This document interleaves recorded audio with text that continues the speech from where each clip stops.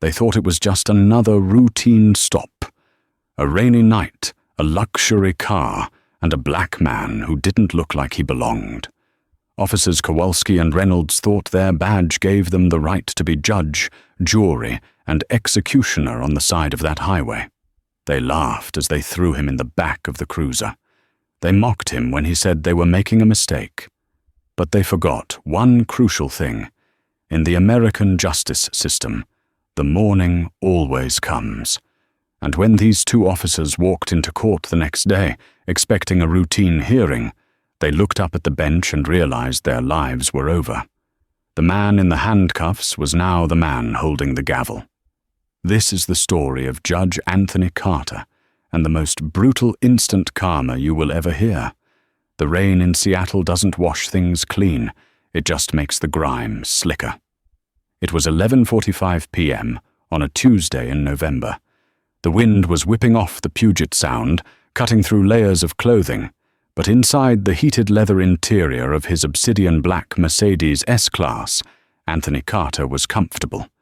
He was tired, though. Bone tired. He had just left a charity gala for the Equal Justice Initiative, where he'd been the keynote speaker. He was 62 years old, with salt and pepper hair cut close to his scalp, and eyes that had seen too much of the worst of human nature. The fuel light on the dashboard pinged softly. Anthony sighed, signaling and pulling into a brightly lit Chevron station off the I-5 corridor. The station was empty, save for a beat-up Honda Civic parked near the air pump. Anthony stepped out. He was wearing a casual woolen peacoat over his tuxedo. He'd taken the tie off hours ago, and dark slacks.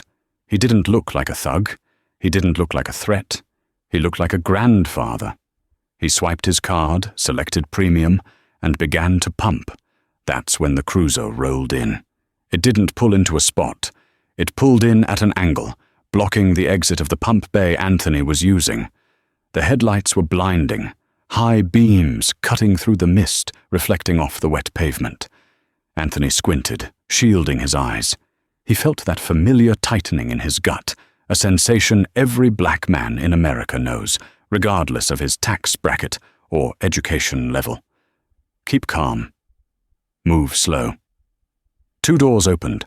Officer Brett Kowalski was young, maybe 26, with a high and tight haircut and a physique that suggested he spent more time lifting weights than reading case law. His partner, Officer Jim Reynolds, was older, heavier, with a mustache that had gone out of style in the 90s, and eyes that looked perpetually bored. "Pump's working slow tonight, huh?" Kowalski shouted over the rain. It wasn't a friendly question. It was a probe.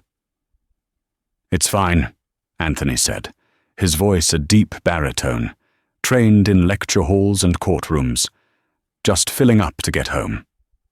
Kowalski walked closer, his hand resting casually, too casually, on the grip of his service weapon. He circled the back of the Mercedes. "Nice car. 24 model." 2025, Anthony corrected gently. He didn't turn around. He kept his eyes on the gallon counter. "Expensive ride," Reynolds chimed in, leaning against the cruiser door. "Awfully expensive for a Tuesday night." "Is there a problem, officers?" Anthony asked.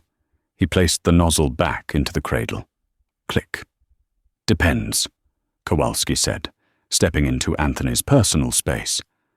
The officer smelled of stale coffee and aggression. "We've had reports of a stolen vehicle matching this description, black luxury sedan, high-end." Anthony knew the law better than these two knew their own mothers' birthdays. There was no such report. He knew the dispatch logs. He had access to them. "This is my vehicle. The registration is in the glove box. My identification is in my pocket." "Don't reach for anything," Kowalski barked, his hand snapping the retention strap off his holster. Anthony froze. He raised his hand slowly to shoulder height. "I am complying. I am simply stating that I can prove ownership." "You got an attitude, pal," Reynolds said, finally pushing off the car and waddling over. "You hear that, Brett? He sounds like a lawyer." "I'm not a lawyer," Anthony said calmly. Not anymore, he thought. Turn around. Hands on the car. Spread 'em, Kowalski ordered. Officer, I have done nothing to warrant a search. This is a violation of my Fourth Amendment rights against unreasonable search and seizure without probable cause. A generic description of a black car doesn't constitute probable cause. That was the wrong thing to say. It bruised the ego. Kowalski shoved Anthony hard against the wet metal of the Mercedes. I make the probable cause. You smelled like alcohol. I smell it on you right now. Anthony hadn't had a drink in 20 years. That is a lie, Anthony said, his face pressed against the cold glass of his rear window. And your body cam will prove it. Oh, damn, Reynolds chuckled darkly. He tapped his chest. Battery died 10 minutes ago. Shame. Kowalski leaned in close to Anthony's ear. You think you're smart? You think this fancy suit protects you? Tonight you're just another stat. They kicked his legs apart. They cuffed him tight, too tight, the metal biting into the wrists that had signed 1,000 warrants. They didn't read him his rights. They threw him into the back of the cruiser like a sack of garbage. As they slammed the door, Anthony looked through the mesh divider. He saw Kowalski laughing. Anthony didn't scream. He didn't beg. He simply closed his eyes and memorized their badge numbers. Kowalski, 49922. Reynolds, 38 out of 10. You boys, Anthony whispered to the empty back seat, have just made the last mistake of your careers. The holding cell at the 4th Precinct smelled of urine, bleach, and despair. It was a concrete box painted a peeling shade of institutional grey. They had taken his phone. They had taken his belt. They had taken his dignity. Kowalski had booked him under John Doe. Refused to identify, Kowalski had told the desk sergeant, a tired woman named Sergeant Miller, who didn't look up from her paperwork. I have my ID in my wallet, Anthony had said calmly from the bench. My name is Anthony P. Carter. He's mumbling drunk, Reynolds interrupted, shoving Anthony forward. Put him in the tank to sober up. We'll process him in the morning. Resisting arrest, public intoxication, disorderly conduct. Anthony sat on the cold metal bench in the cell. He was surrounded by the usual night crowd, a kid shaking from withdrawal, a man with a bloody nose cursing at the ceiling, and an old homeless man sleeping in the corner. Anthony sat with his back straight. He didn't pace. He mediated. He replayed the interaction in his mind, frame by frame. He needed to be objective. Did he give them cause? No. Did he resist? No. Was the tail light out? No. This was pure, unadulterated profiling. And the terrifying part was realizing that if he were anyone else, if he were a mechanic, a teacher, a construction worker, this would be his word against theirs. And they would win. They always won. The glitching body cams. The smell of alcohol that disappears by the time a breathalyzer is administered hours later. But Anthony wasn't a mechanic. Around 3 a.m., a guard walked by doing checks. Anthony recognized him. It was Officer Higgins. Higgins had testified in Anthony's courtroom 3 weeks ago regarding a domestic dispute. Anthony stood up and walked to the bars. Officer Higgins.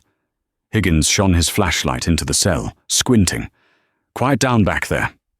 Higgins, Anthony said, his voice sharpening into the tone he used when overruling an objection. Look at me. Higgins stepped closer. The beam of the light hit Anthony's face. The officer's eyes went wide. He dropped the flashlight. It clattered on the concrete floor. Judge Carter, Higgins stammered. Holy, what are you doing in there? I saw the log. It said John Doe. Officer Higgins, Anthony said smoothly, do not open this door. But, Your Honor, I can't leave you in there. If the captain finds out, the captain will not find out. Not yet, Anthony commanded. Who arrested me? The log says Kowalski and Reynolds. Night shift patrol. Good, Anthony nodded. I want you to do me a favor, Higgins. Does the station surveillance have audio in the booking area? Yes, sir. It was upgraded last month. Make sure that footage is preserved. Do not tell Kowalski. Do not tell Reynolds. And do not let me out. Sir. Higgins looked bewildered. You want to stay? I want them to process me, Anthony said, his eyes hard as flint. I want them to take me to the courthouse in the van with the others. I want them to stand before the bench and present their case. Do you understand? I think so, Your Honor. Good. Now bring me a water. And Higgins? Yes, Judge? Not a word. Anthony sat back down. The game had changed. He wasn't the victim anymore. He was the hunter, waiting in the tall grass. The sun rose over the city, grey and bleak. The courthouse was a bustle of activity by 8 a.m.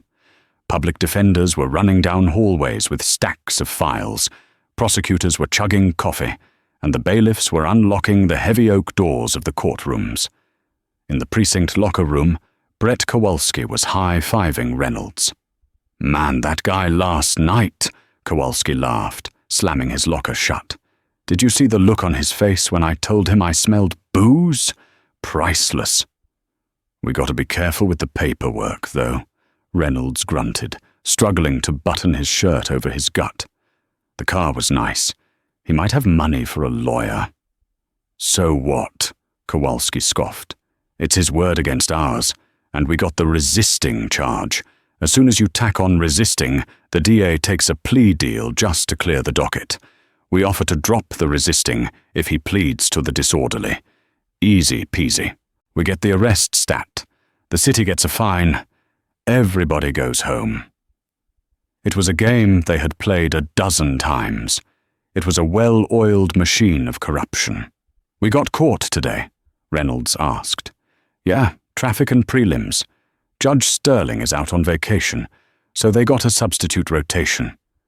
Probably some soft touch from family court filling in. They checked their weapons, adjusted their belts, and headed out to the transport van.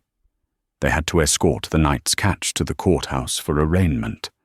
Inside the transport van, Anthony sat in the back, handcuffed to a bench next to the kid withdrawing from heroin. The kid threw up on the floor. The van smelled of bile and rust. Anthony watched Kowalski through the wire mesh. Kowalski was driving, texting on his phone while the vehicle was in motion. Another violation. When they arrived at the courthouse, the prisoners were offloaded into the basement, holding cells. This was the bowels of the justice system. It was loud, chaotic, and terrifying. Anthony was processed by the basement deputies.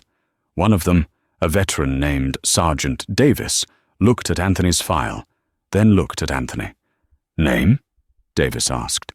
Anthony Carter. Davis paused. He looked closely at Anthony. He knew the face. Everyone in the building knew the face. Judge Carter was known as the Hammer for his strict sentencing on violent crime, but he was also known for his absolute adherence to procedure. Davis's mouth opened. Anthony put a finger to his lips. Process the paperwork, Sergeant, just like everyone else. Davis swallowed hard. Yes, sir.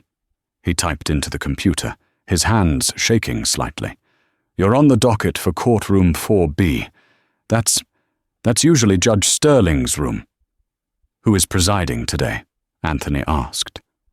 Davis checked the screen. He turned pale. The rotation. The schedule just updated 5 minutes ago. The Chief Justice assigned...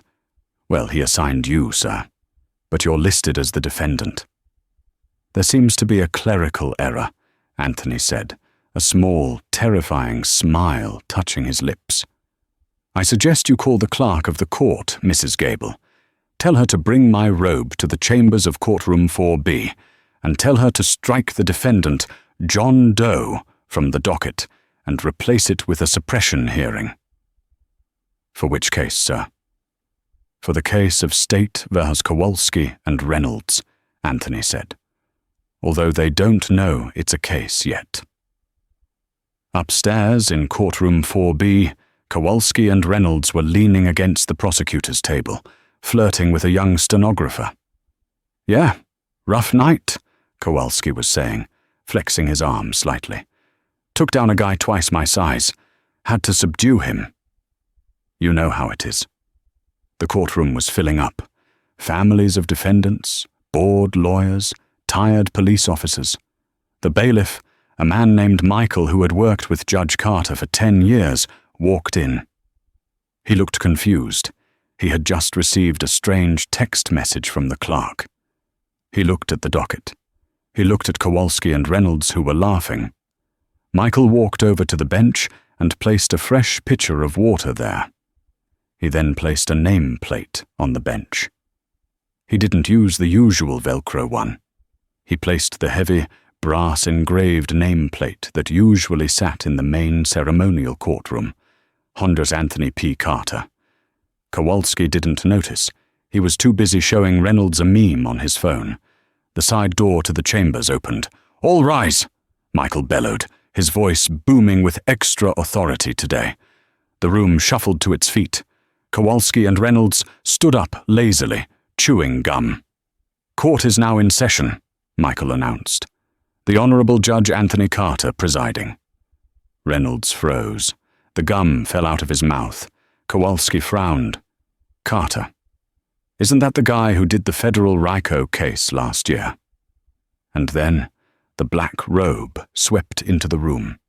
Anthony Carter walked up the steps to the bench. He wasn't wearing the tuxedo anymore. He was wearing the robe. It flowed around him like the wings of a dark angel. He didn't look at the files. He didn't look at the lawyers. He looked straight at the prosecution table. He looked straight at Officer Brett Kowalski. The silence that descended on courtroom 4B was heavy enough to crush bones. Anthony sat down slowly. He adjusted his glasses. He picked up the gavel, a piece of solid oak that had been a gift from the Supreme Court. He let the silence stretch for 10 seconds, 20 seconds. Kowalski's face went from confused to pale to a sickly shade of gray. He recognized the eyes. He recognized the voice he was about to hear. Judge Carter leaned into the microphone. "Good morning, officers," he said.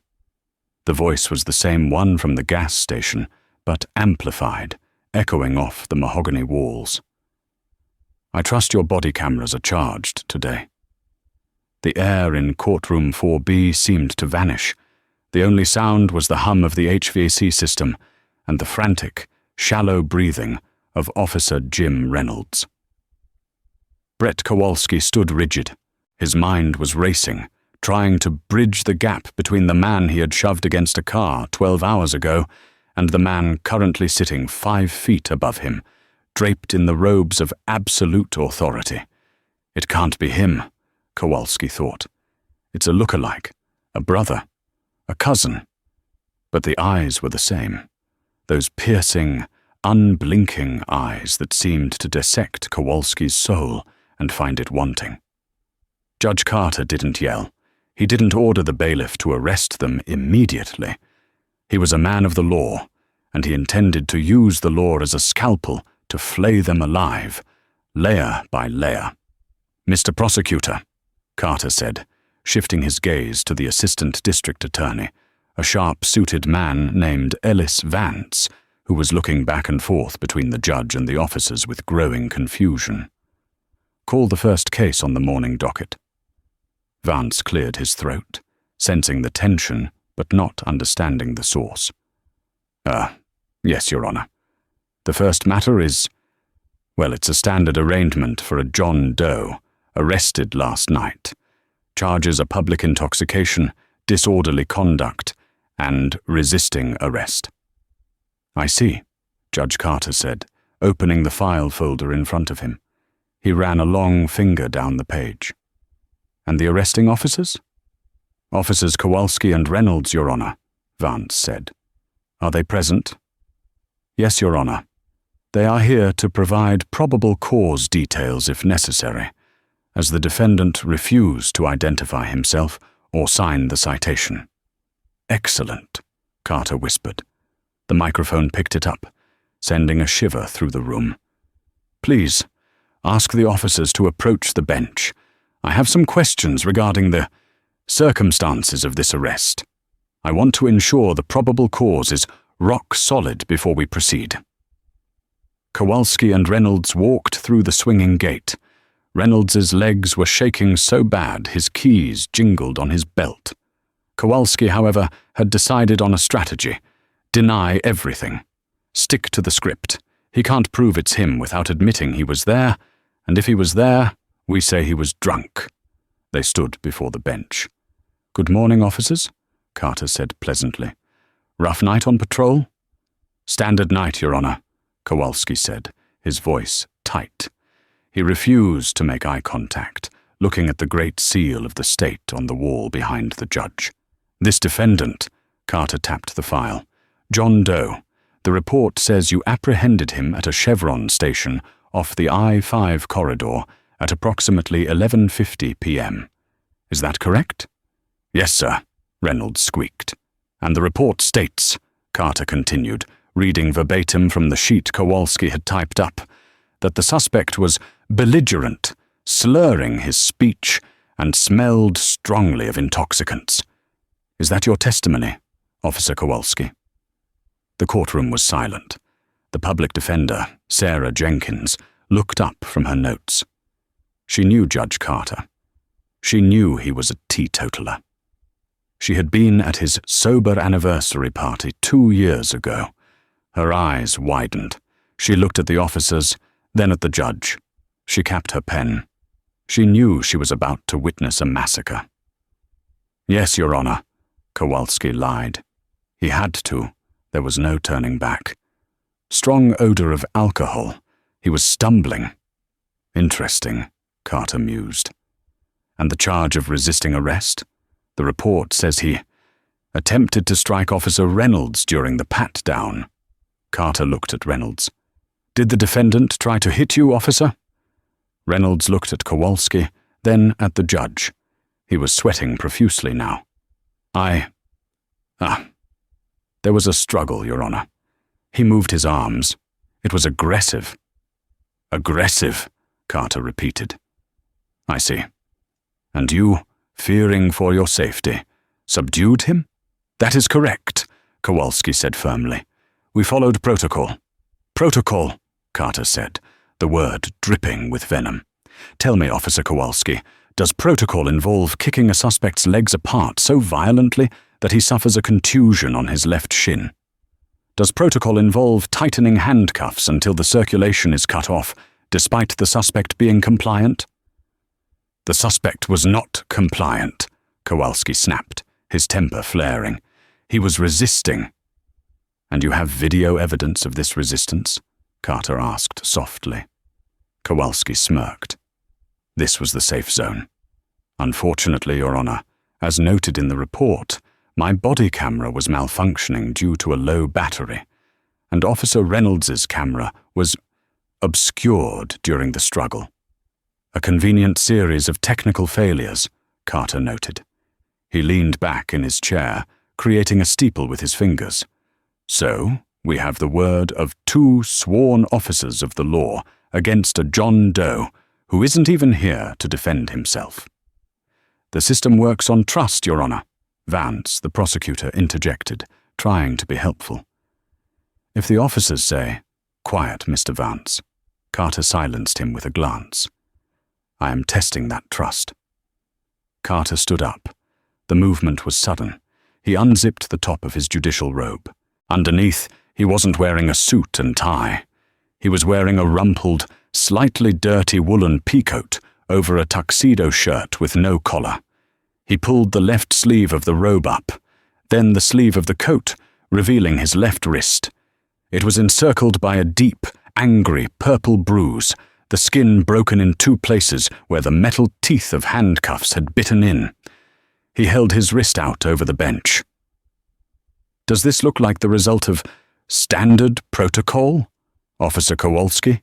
Carter asked. The gallery gasped. A murmur rippled through the room. People were standing up in the back rows to see. I don't know what that is, Kowalski stammered, his face flushing red. Let me refresh your memory, Carter said, his voice rising, abandoning the pleasantry. You put these marks on me 12 hours ago. You threw me into the back of your cruiser. You called me boy. You laughed when I told you I had ID. Your Honor, Vance started, completely horrified.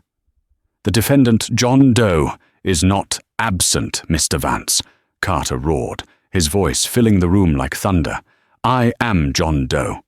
Kowalski took a step back, his hand instinctively going to his belt, a muscle memory of defense.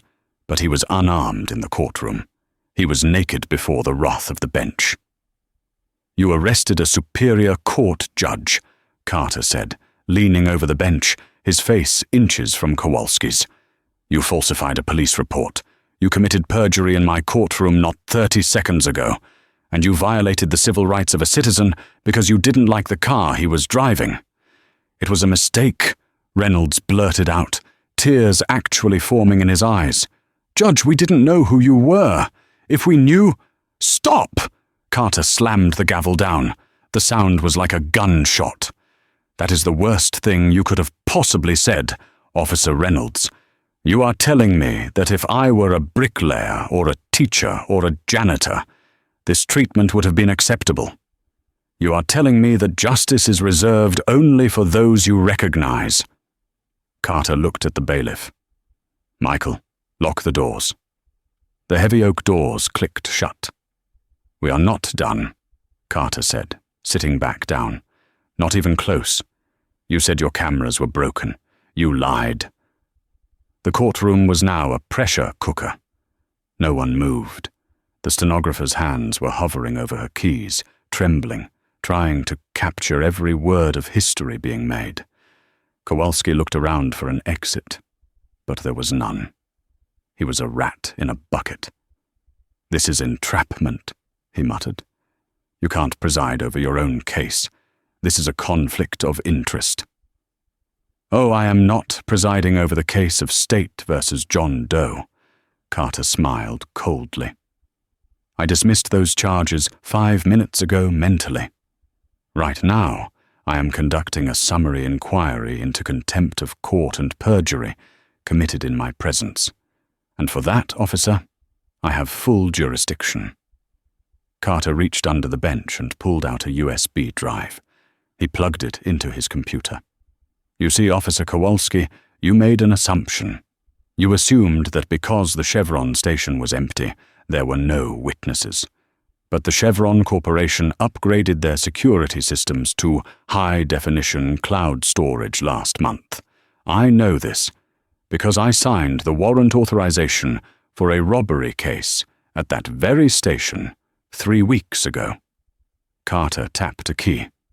The large flat-screen monitors mounted on the walls of the courtroom flickered to life. The grainy but clear footage appeared. It showed the rain-slicked gas station. It showed the black Mercedes. It showed Carter pumping gas peacefully. Then the cruiser roared into the frame, blocking him in. The audio wasn't perfect, but it was audible. The courtroom listened in stunned silence. You got an attitude, pal. Turn around, hands on the car. The footage showed Carter complying perfectly. It showed him raising his hands. It showed him standing still. Then it showed Kowalski shoving him. It showed Reynolds kicking his legs. It showed the rough handling, the shoving, the mockery. Where is the resistance? Carter asked, narrating the video like a sportscaster of doom. Mr. Vance, do you see resistance? No, Your Honor, Vance said, his voice shaking. He was distancing himself from the cops as fast as he could. I see an assault, by the officers. And the alcohol? Carter asked. Kowalski, you testified under oath that I stumbled and smelled of booze. On the screen, Carter was walking in a perfectly straight line until Kowalski shoved him. I might have been mistaken about the smell, Kowalski croaked. He was pale, the blood drained from his face. Mistaken? Carter raised an eyebrow. Let's check the other angle. Carter clicked another file. This one wasn't from the gas station. It was from the precinct booking area. "Officer Higgins," Carter called out to the gallery. Higgins, the guard from the night before, stood up in the back row. "Yes, Your Honor." "Did you preserve the booking audio as requested?" "Yes, sir." The video played. It showed the booking desk. It showed Reynolds laughing. "Battery died 10 minutes ago." "Shame," Reynolds' voice echoed from the speakers. "We offer to drop the resisting if he pleads to the disorderly. Easy peasy." The gasp in the courtroom was audible. This was the smoking gun. This was proof of a conspiracy to frame an innocent man. Kowalski looked at Reynolds. Reynolds looked at the floor. "Conspiracy to deprive rights under color of law," Carter listed, ticking them off on his fingers. "Filing a false police report, perjury, aggravated assault, kidnapping." Carter stopped the video. The screen went black, leaving the officer's reflection in the glass. "Mr. Vance," Carter said to the prosecutor, "I believe you have enough probable cause here to draft a new complaint, but not against John Doe." Vance nodded vigorously. "Yes, Your Honor. I move to dismiss all charges against Anthony Carter with prejudice. And, Your Honor, the state would like to place Officers Kowalski and Reynolds under immediate arrest." Kowalski's knees buckled. "You can't do this. I have a union rep. I have rights." "Rights." Carter stood up again, his voice dropping to a whisper that carried more weight than a scream. "You want to talk about rights? Last night you stripped me of mine because you didn't like my tone. You treated the Constitution like a suggestion. You rely on the badge to shield you from the consequences of your own hate." Carter pointed the gavel at them like a weapon. "But the badge is not a shield, officer. It is a burden. And you have dropped it." Carter turned to the bailiff. "Michael." "Yes, Judge?" "Take them into custody. Use the cuffs they used on me. I believe they are still in the evidence bag on the prosecutor's table." Michael, a large man who had grown up in the neighborhood and had seen too many Kowalskis in his life, smiled. He walked over to the table and picked up the handcuffs. "Turn around," Michael said to Kowalski. "This is insane," Kowalski shouted, looking at the other officers in the room for help. But the other officers, good cops who were tired of their reputation being dragged through the mud by bullies like Kowalski, turned their backs. They looked at the floor. They looked at the ceiling. No one moved to help him. "Turn around," Michael repeated. Kowalski slowly turned. The click of the handcuffs was the loudest sound in the world. "Officer Reynolds," Michael said. Reynolds was weeping openly now. He held his hands out. "I'm sorry, Judge, I'm sorry." "Save it for the jury," Carter said. As they were being led out the side door, the door that led to the same cells Carter had sat in hours before, Carter spoke one last time. "Officer Kowalski." Kowalski paused at the door, looking back over his shoulder with eyes full of hate and fear. "You were right about one thing last night," Carter said, adjusting his glasses. "The morning always comes." 6 months had passed since the incident at the Chevron station. The wheels of justice, usually grindingly slow, had moved with terrifying speed. When a superior court judge is the victim, the system stops protecting its own and starts devouring them to save face. The trial of State versus Brett Kowalski and James Reynolds was not held in courtroom 4B. It was moved to the Federal District Court, given the civil rights violations involved. The courtroom was packed. Every seat was taken by reporters, community activists, and uniformed officers who had come to see the fall of the tough guys. Judge Anthony Carter sat in the front row, not in a robe, but in a charcoal suit. He sat quietly, his hands folded. He was the star witness, but he didn't need to say much. The video spoke for him. Kowalski had aged 10 years in 6 months. His high and tight haircut had grown out into a shaggy, unkempt mess. He had lost weight. The arrogance that had fueled him that rainy night was gone, replaced by a jittery, hollowed-out fear. Reynolds looked worse. He had suffered a mild heart attack a month prior, brought on by the stress of the indictment. The defense attorney, a high-priced lawyer named Steiner, paid for by the police union, had tried everything. He argued stress of the job. He argued reasonable suspicion.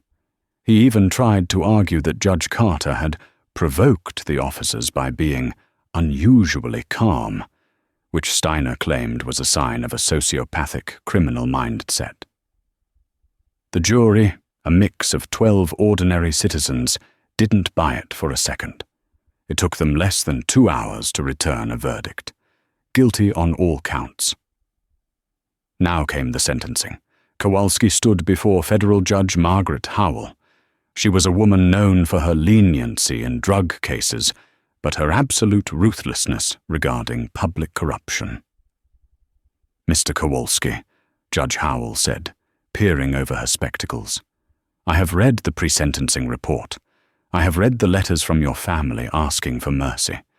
They say you are a good father. They say you are a patriot." Kowalski nodded, tears streaming down his face. "I am, Your Honor. I made a mistake. Just one mistake." "No," Judge Howell interrupted, her voice sharp. "You didn't make a mistake. A mistake is forgetting to use your turn signal. What you did was a calculation. You calculated that Anthony Carter was a nobody. You calculated that his black skin made him vulnerable and that your badge made you a god. You gambled your oath against his dignity." She leaned forward. "The irony, Mr. Kowalski, is that if you had treated him with the basic human respect required by your job, you would be on patrol today. But you wanted to dominate. And now you will submit." She read the sentence. "Brett Kowalski, I sentence you to 84 months in a federal correctional institution, followed by 3 years of supervised release. You are stripped of your pension. You are permanently barred from holding any position in law enforcement or security in the United States." Kowalski's knees gave out. He grabbed the table for support. 7 years. He would miss his daughter's graduation. He would miss her wedding. "James Reynolds," the judge turned to the older man. "You stood by. You laughed. You are an accessory to the deprivation of rights. You are sentenced to 36 months. As the marshals moved in to cuff them, real cuffs this time, not for a show, but for the transport to federal prison, Kowalski turned to look at the gallery. He locked eyes with Anthony Carter. Kowalski opened his mouth to say something, maybe an apology, maybe a curse, but he found no words. Carter just looked at him. He didn't smile. He didn't gloat. He simply nodded, a gesture of finality. The debt was paid. The gavel coming down in the federal district court was not the end of Brett Kowalski's life, but it was the end of his existence as he knew it. The media vans packed up and left. The hashtag stopped trending. The world moved on to the next outrage. But for Kowalski, time stopped. He was processed into the Federal Correctional Institution at Lompoc, a low to medium security facility that felt like a tomb made of concrete and razor wire.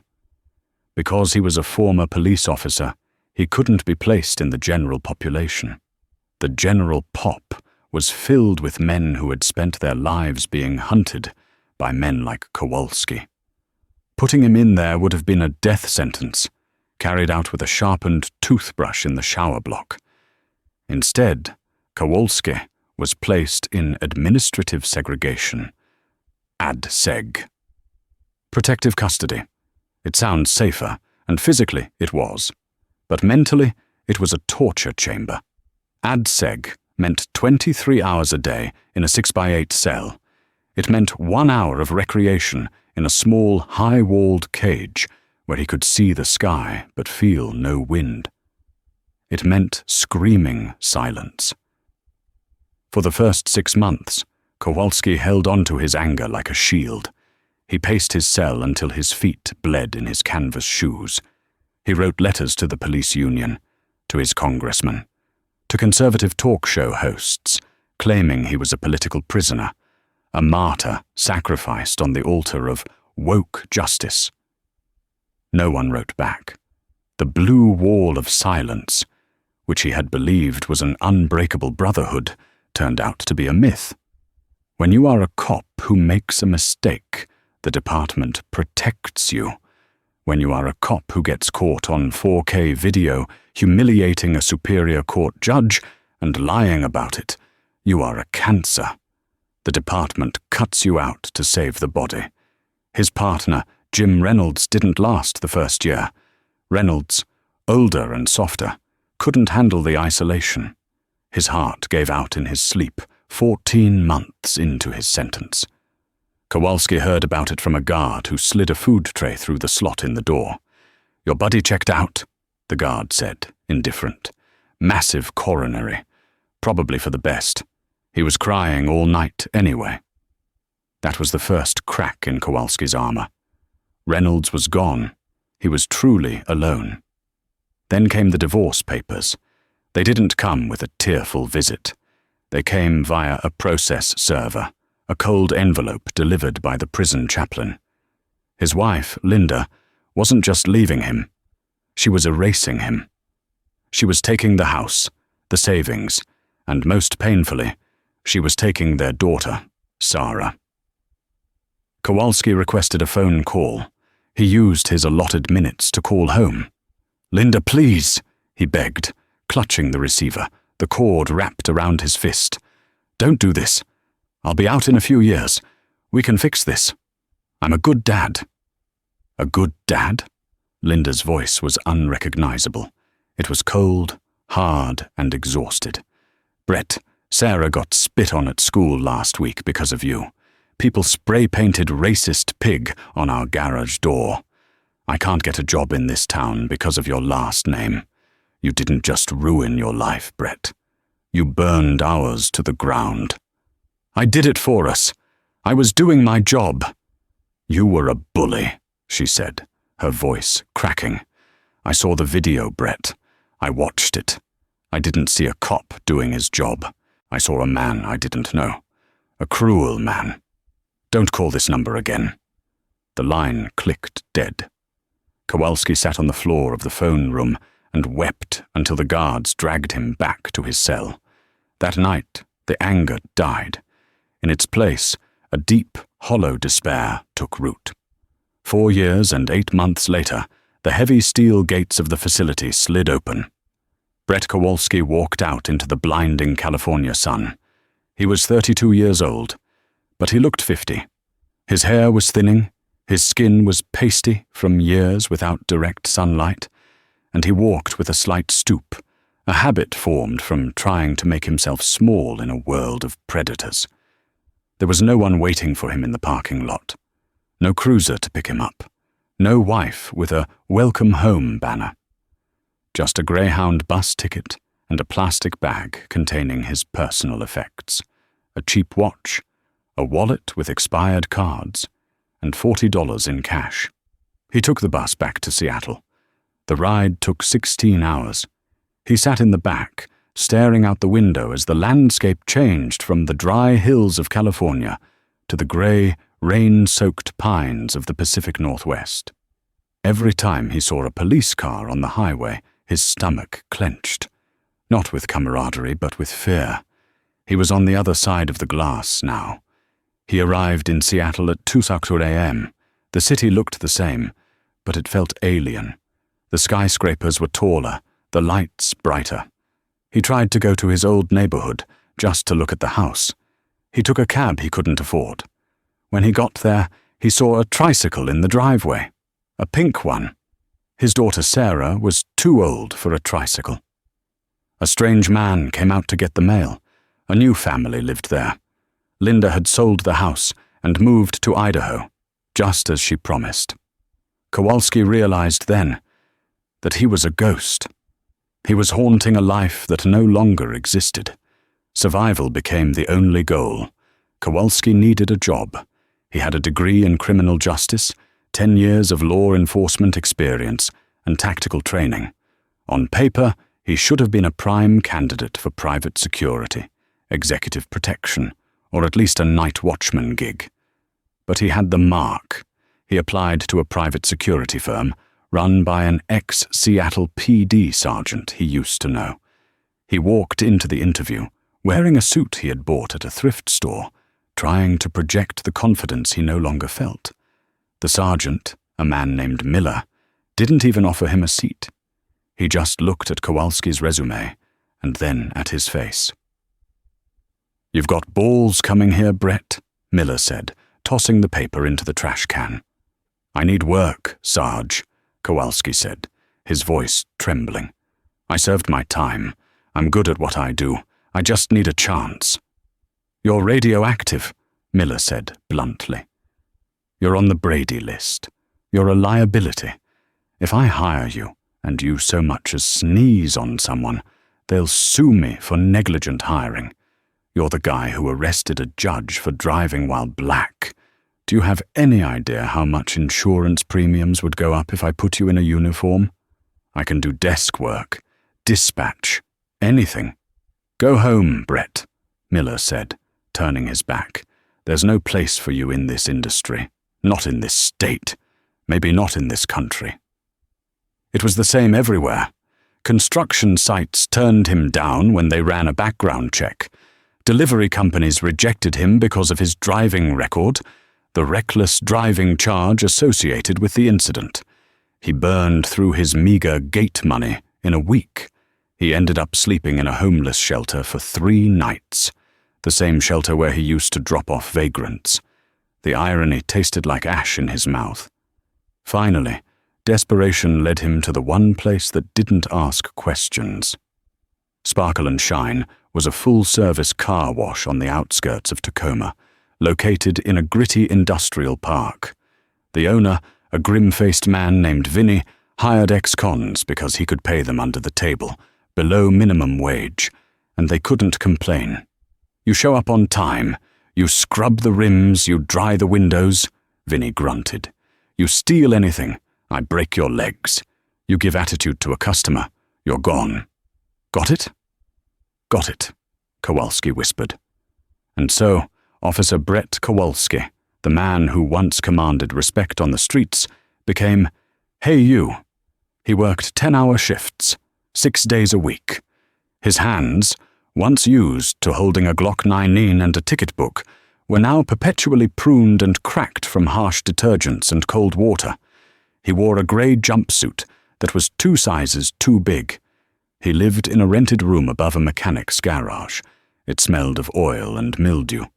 He had a mattress on the floor, a hot plate, and a radio. He didn't have a TV. He didn't want to see the news. He spent his nights staring at the ceiling, replaying that night at the Chevron station. In his mind, he tried to change the ending. He tried to imagine simply saying, "Nice car, sir. Have a good night." He imagined getting back in his cruiser. He imagined going home to Linda. He imagined watching Sarah grow up. But the memory always ended the same way. The shove, the handcuffs, the lie. He had thought he was the predator. He had thought he was the lion. He realized too late that he was just a jackal, biting at things he didn't understand. It was November again, 5 years to the day. The universe has a cruel sense of timing. A storm had rolled in off the Puget Sound, lashing the city with freezing rain. The car wash was mostly empty, but Vinny kept them open until 9:00 p.m. regardless. Kowalski was shivering in the bay, spraying down the concrete floor when the bell chimed. A car was rolling onto the track. It wasn't just any car. It was a 2030 Mercedes-Benz S-Class, obsidian black. The paint looked like liquid ink under the fluorescent lights of the wash bay. Kowalski froze. The hose slipped in his hand. His heart hammered against his ribs like a trapped bird. It can't be, he thought. There are thousands of black Mercedes in Seattle. He went into autopilot. He sprayed the wheels. He scrubbed the grime off the rocker panels. He kept his head down, the bill of his cap pulled low. He was terrified of being recognized. He was terrified of the confrontation. The car moved through the tunnel, the massive brushes spinning and roaring. Kowalski walked to the drying station at the exit, grabbing his microfiber towels. The car emerged, dripping wet. Kowalski stepped forward to dry the windows. The driver's side window rolled down. Kowalski's hands stopped moving. He stared at the side profile of the driver. The hair was grayer now, almost completely white. The face had a few more lines. But there was no mistaking the profile of Judge Anthony Carter. Carter was on the phone, speaking through the car's Bluetooth system. "Yes, the scholarship fund is fully endowed," Carter was saying, his voice calm and authoritative. "We want to make sure kids from that neighborhood have a path to law school. We don't want them fearing the system. We want them to become the system." Carter paused. He sensed someone standing there. He turned his head. The two men locked eyes. The sound of the rain seemed to fade away. Kowalski felt a wave of nausea. He wanted to run. He wanted to drop the towel and sprint into the dark woods behind the garage. The shame was a physical weight, crushing his chest. This was the man he had tried to destroy. This was the man who had effortlessly, legally, and righteously destroyed him in return. Carter didn't look angry. He didn't look vengeful. He looked curious. He looked at Kowalski's name tag, stitched crookedly onto the jumpsuit. Brett. He looked at the graying hair, the stooped shoulders, the red, chapped hands clutching the rag. Kowalski waited for the blow. He waited for Carter to say, "Look at you now." He waited for the lecture. "Good evening," Carter said. His voice was neutral. "Judge," Kowalski managed to choke out. It was the first time he had addressed him with respect. "It's raining hard tonight," Carter observed, looking out at the dark sky. "Yes, sir, it is." There was a silence that stretched for an eternity. Kowalski felt he had to say something. He had to acknowledge it.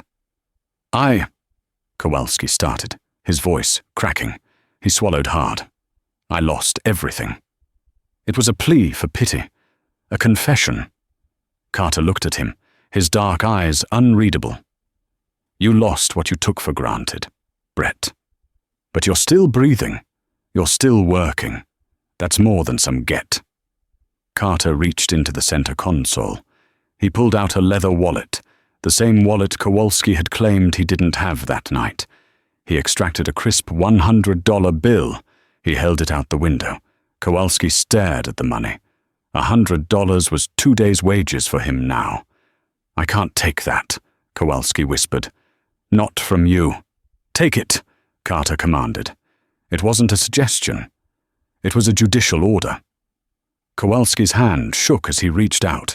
His rough, calloused fingers brushed against the judge's smooth skin. He took the bill. "Why?" Kowalski asked, tears mixing with the rain on his face. "After what I did." "Why?" Carter looked at him with a profound, weary sadness. "Because, Brett," Carter said softly. "Justice is about balance. I took your badge because you didn't deserve it. But I won't take your dignity. You've done a good enough job of that yourself." Carter pressed a button. The window rolled up, sealing him back inside his warm, dry sanctuary. The Mercedes pulled away, the taillights glowing red in the mist, disappearing onto the highway. Kowalski stood alone in the wash bay. He looked down at the $100 bill in his hand. It was wet with rain. He fell to his knees on the cold concrete. He didn't scream. He didn't curse. He just knelt there, clutching the money, while the automated lights of the car wash clicked off, plunging him into darkness. he finally understood. The judge hadn't destroyed him. The system hadn't destroyed him. Brett Kowalski had looked into a mirror 5 years ago and decided he was a god. Now, the mirror was broken, and he had to live among the shards. This was his sentence, and unlike the one in prison, this one had no release date. Anthony Carter went on to spearhead a massive reform in the state's justice system, ensuring that body camera footage could never be accidentally turned off again. But the story of Officer Kowalski serves as a brutal reminder to everyone who holds a position of power. A badge, a title, or a uniform doesn't make you better than the person standing in front of you. It just makes you responsible for them. Kowalski learned that lesson the hard way, losing his family, his career, and his dignity, only to end up washing the very car he once tried to impound. What do you think? Did the punishment fit the crime, or did Kowalski deserve even worse for betraying the public trust? Let me know your thoughts in the comments below. I read every single one. If you enjoyed this story of justice served cold, please hit that like button. It really helps the channel. And don't forget to subscribe and ring the bell so you never miss another story of high-stakes drama and real-life karma. Thanks for watching, and remember, always treat people with respect, because you never know who you're really talking to.